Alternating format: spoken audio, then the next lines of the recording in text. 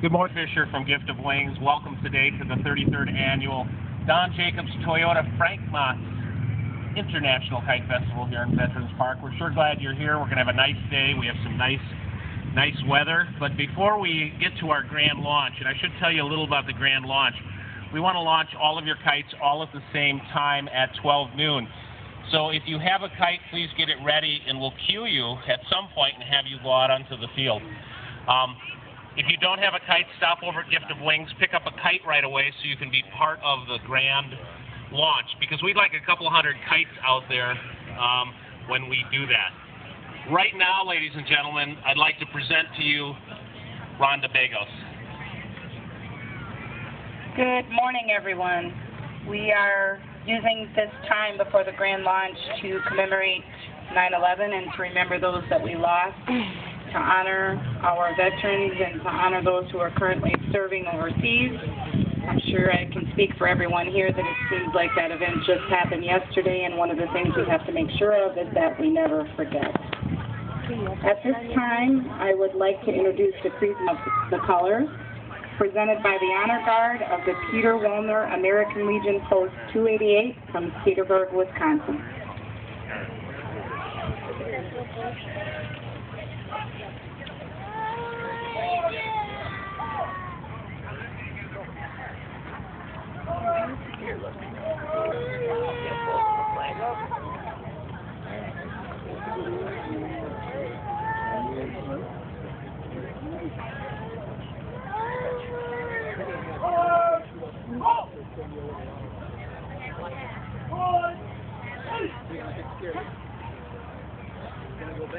Oh, crap.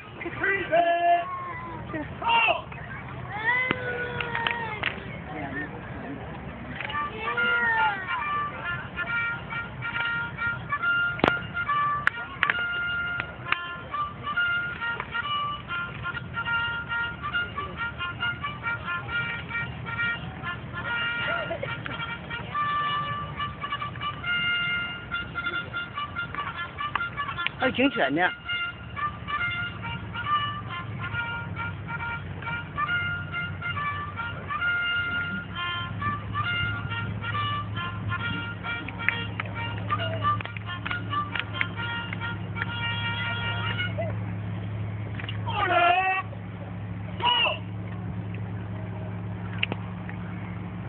Now at this time, the kids and adults who are holding the American flag, if you could stand off to the side here, and then you're going to be bringing the flag back out right before we perform the national anthem. So you can walk it this way.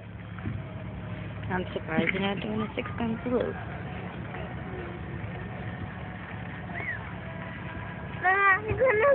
We would like to welcome you to this event commemorating 9/11. We really want to thank you for your presence here. We really want to thank the Milwaukee Sheriff's Department over here to my left, who are holding our flags up in this heat with those outfits on, and I'm sure it's uncomfortable, but they're doing it. So thank you guys so much for being here today. And we really want to thank our veterans and anyone here who has a family member who's serving overseas. We want to thank you for your service.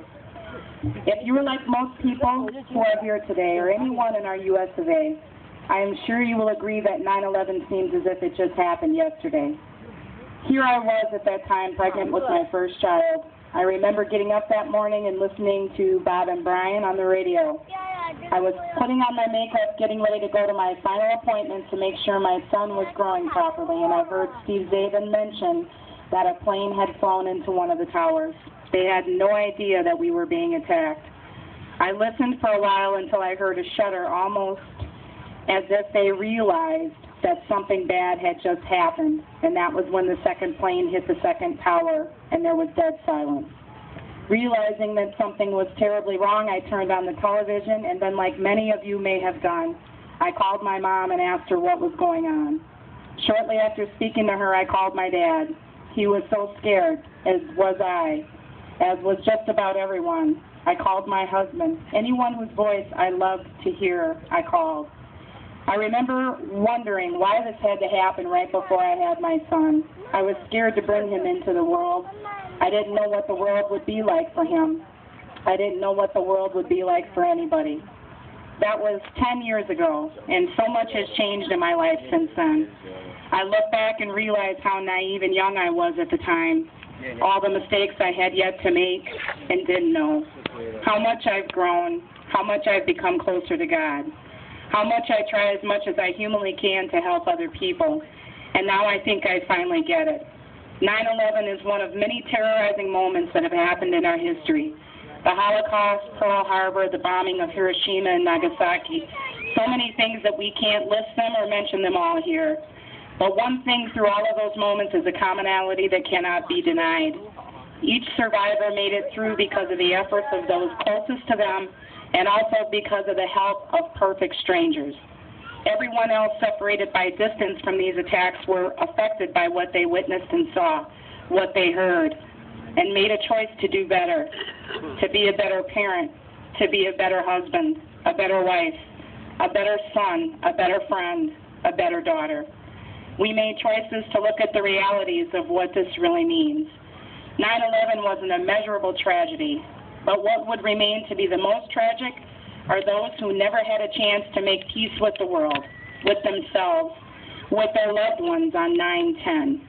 I would venture to believe that there were some who were fighting on 9/10 who went to the towers on 9/11, some who hadn't spoken to a mom or dad in years, things that probably to those who lived know now how small the issue was compared to the loss of a life that they can't get back.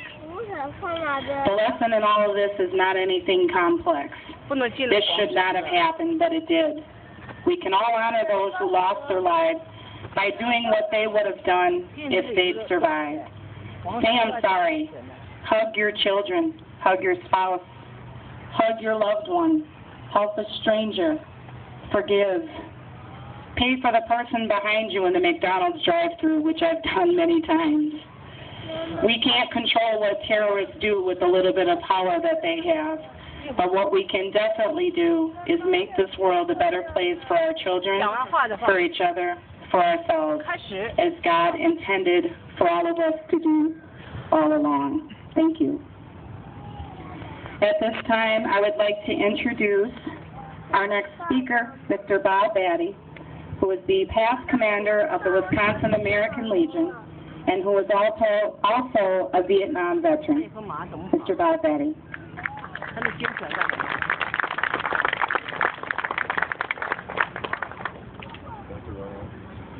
Thank you and good morning. Today marks the 10th anniversary of the day that terrorists destroyed the Twin Towers of the World Trade Center in New York and a portion of the Pentagon by flying jetliners into them. They also attempted to destroy the White House and the Capitol in the same method. But the passengers on the jet thwarted the attempt, and the jet subsequently crashed into a farm field in Shanksville, Pennsylvania. It was a day so horrific that we simply refer to it as 9/11. Nearly 3,000 people lost their lives on that day, most of them civilians. Most of them expecting a normal day of work. None of them expecting that when they left their homes that morning, it would be the last time that they would ever see their loved ones. The scope and violence and death of 9/11 rival the former attack on American soil, Sunday, December 7th, 1941, Pearl Harbor. A day that President Franklin Delano said is a day that will live in infamy. I'm sure were he alive today or then in 2001, he would said no less of 9/11. But just as our military stepped up in 1941 to protect this great nation, so has our active military, our reserves, and our National Guard done so today. These men and women, many of them only 9, 10, or 11 years of age when 9/11 occurred, realize that freedom is not free, and they are willing to pay the price to make certain that you and I continue to enjoy a life free from worry of another attack such as 9/11. But the last 10 years have not been easy. We have asked our military to fight 2 wars, one in Iraq, the other in Afghanistan. a war that continues to this day. Combat losses approach those of 9/11 itself, and the wounded double that number. We in the American Legion believe that we owe a great debt to our servicemen and women who fight to protect our freedoms. And we believe it is our job to ensure that they receive the best of care, both on the battlefield and off the battlefield, while they're in the military and once they leave the military. The Veterans Affairs and Rehabilitation is one of the 4 pillars upon which the American Legion was founded. As the nation enters nearly a decade of fighting the global war on terrorism, it is essential that the Department of Veterans Affairs, or the VA, meets the needs of today's warriors, while still maintaining high-quality care and access for veterans of preceding generations. Suicide prevention, traumatic brain injuries, prosthetic care, and PTSD are just some of the rising challenges that VA needs to meet. The American Legion will offer its expertise and resources to ensure that the VA offers services worthy of our nation's heroes. For the children of service members who have made the ultimate sacrifice, the American Legion wants to ensure that these children have the opportunity to attend college. And so the American Legion Legacy Scholarship Fund assists families of military personnel who die on active duty on or after September 11, 2001 by providing college scholarships for their children. Just as the GI Bill helped many veterans obtain college educations, the American Legion is extending this dream to the children of those lost in the current war on terror. Closer to home, last year in 2010, the American Legion, Department of Wisconsin, spent nearly $18,000 from its Troop and Family Support Fund to help Wisconsin families of deployed reserve and guard members experiencing financial difficulties. Car repairs, rent and mortgage payments, fixing or replacing appliances, and major home repairs were some of the covered expenses. Our goal is that when our soldiers are deployed overseas, they shouldn't have to worry about their families and what's going on at home. They should have at least one less worry on the battlefield. And for those military members returning to Wisconsin, the American Legion has sponsored and held many job fairs to help our veterans find gainful employment and help them to readjust to home life. It is fitting that we take time today to honor and remember those who perished on 9/11, be they civilians, firefighters, police, or EMTs. But we must not forget those who continue to take the fight to those who would do us harm. Our military men and women who put their lives on the line every day so that we may enjoy the freedoms offered by this great nation. May God keep and bless those who perished on 9/11, and may He bring a sense of peace and understanding to their families. And may God bless and keep safe our military members who continue the fight against terrorism to keep us safe and free. Thank you.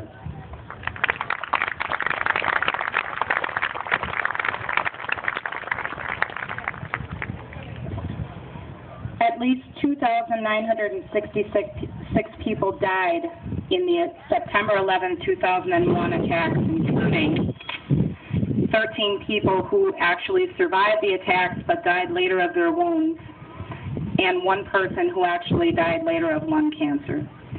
There were 247 passengers on 4 planes.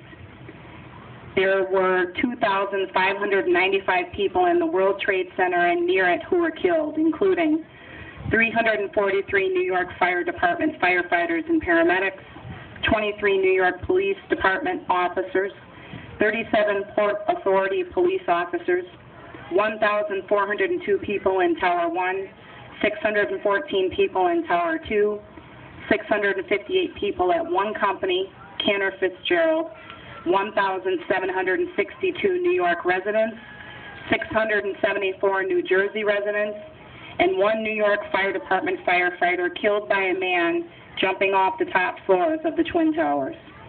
There were 125 civilians and military personnel at the Pentagon.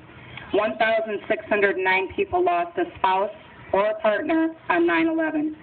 More than 3,051 children lost parents. While this was mostly Americans who were killed in this horrific attack, there were also, unbeknownst to probably many of us, 327 foreign nationals who were lost on that day. Argentina lost 4 people, Australia 11, Bangladesh 6, Belarus 1, Belgium 1, Bermuda 1, Brazil 3, Canada 27, Chile 2, China 4, Côte d'Ivoire 1, Colombia 17, Democratic Republic of the Congo 2, Dominican Republic 1, El Salvador 1, Ecuador 3, France 1, Germany 11, Ghana 2, Guyana 3, Haiti 2, Honduras 1, India 1, Indonesia 1, Ireland 6, Israel 5, Italy 4, Jamaica 16, Japan 26, Jordan 2, Lebanon 2, Lithuania 1, Malaysia 7, Mexico 16, Moldova 1, Netherlands 1, New Zealand 2, Nigeria 1, Panama 2, Peru 5, Philippines 16, Portugal 3, Poland 1, Russia 1, South Africa 2, South Korea 28, Spain 1, Sweden 1, Taiwan 1, the Ukraine 1, Uzbekistan 1, United Kingdom 67, and Venezuela 1. In honor of those we lost on 9/11, and in honor of all armed forces and veterans who have been lost, and in honor of all men and women of public service who have been lost, the Peter Wallner Post of Cedarburg will now have a rifle volley followed by the playing of taps. Rifle squad, ahead, hut, forward, hold, left, right, teeth, ready, aim, fire, aim, fire, aim, fire. Present. Hold.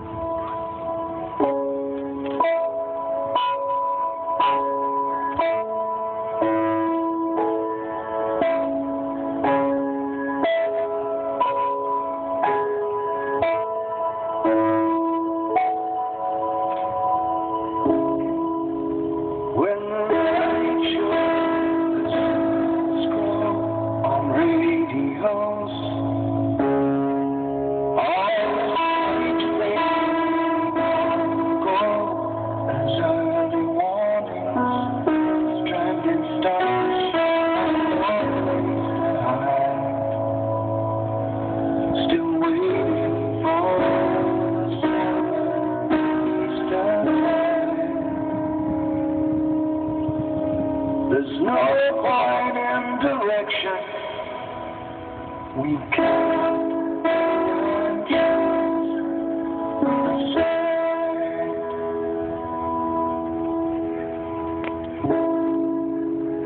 took the long way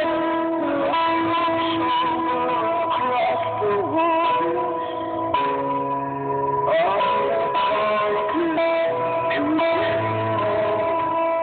Sons and daughters, the jaded eyes, riding high, waves that feel held and dry. As the nails sunk in the cloud, the rains warm so.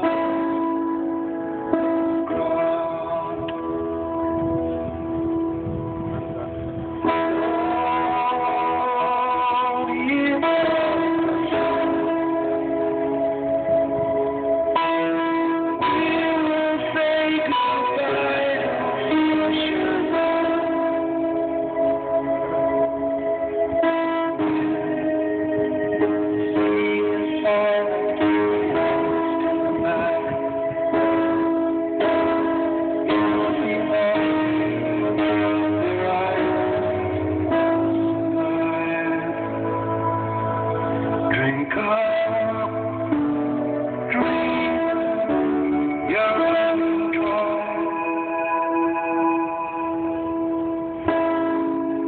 When the world you have no home, you have no walls. In the underground, you'll never find within a flash. Don't be afraid to cry.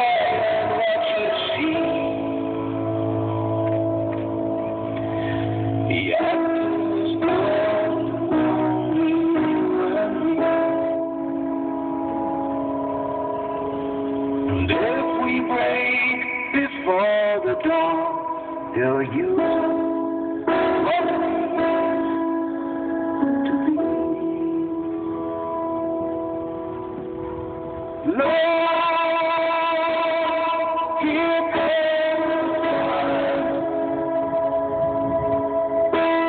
we will say goodbye to flesh and blood.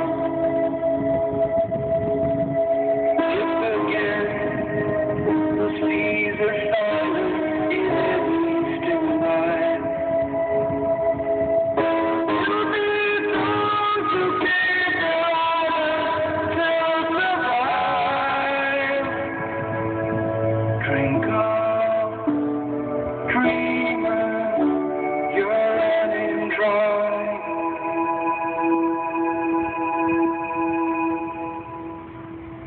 At this time, if you would remove your hats for the playing of our national anthem performed by Warren Wiegratz of the band Streetlife.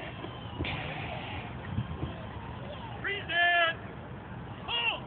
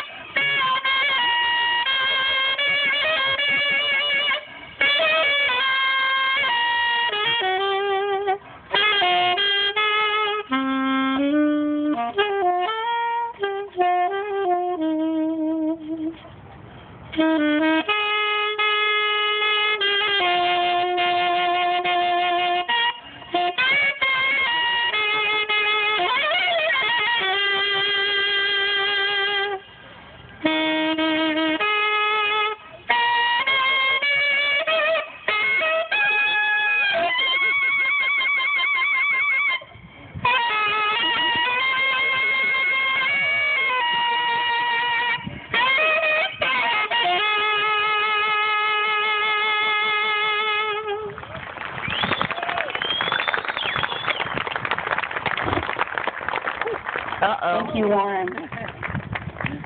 At this time, we would like to present the retirement of the colors presented by the Honor Guard of Peter Wallner, American Legion Post 288, Cedarburg, Wisconsin. Oh, she don't want to play no more.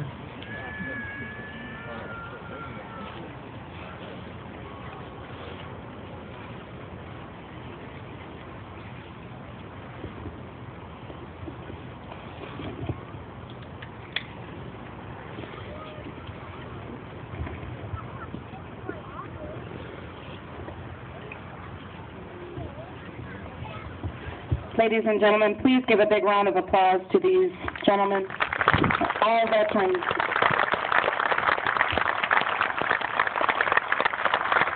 And while you're clapping, why don't we give a big round of applause to all of our vets who are here today, all of our family members who are